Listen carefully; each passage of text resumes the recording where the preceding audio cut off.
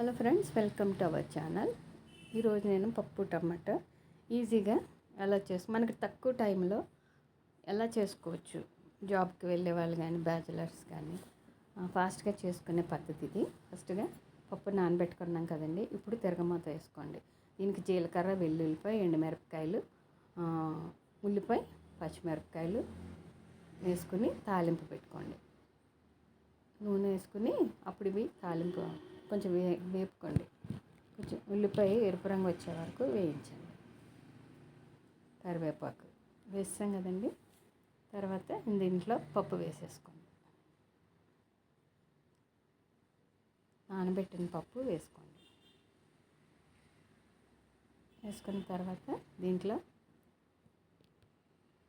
కారం, పసుపు వేసుకొని తగినన్ని నీళ్ళు పోసుకోవాలి.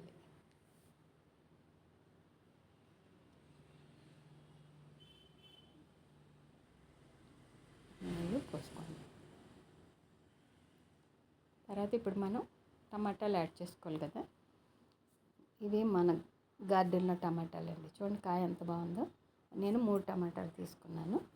అవి కట్ చేసి వేసేద్దాం. కొద్దిగా చింతపండు తీసుకోండి. కొంచెం టమాటా వేసుకున్న కొంచెం చింతపండు వేసుకుంటే చాలా టేస్ట్గా ఉంటుంది పప్పు. ఇప్పుడు మూత పెట్టేసుకుందాం. ఒక 5-6 విజిల్స్ వచ్చే వరకు ఉంచుకోండి. తర్వాత ఆవిరిపోయిన తర్వాత స్టవ్ ఆపేసి ఆవిరిపోయిన తర్వాత పప్పును కొంచెం ఏదైనా ఒక స్పూన్తో మెదుపుకోండి. సాల్ట్ వేసుకుని మెదుపుకోండి. Thank you for watching. మరి ఒక వీడియోతో కలుద్దాం.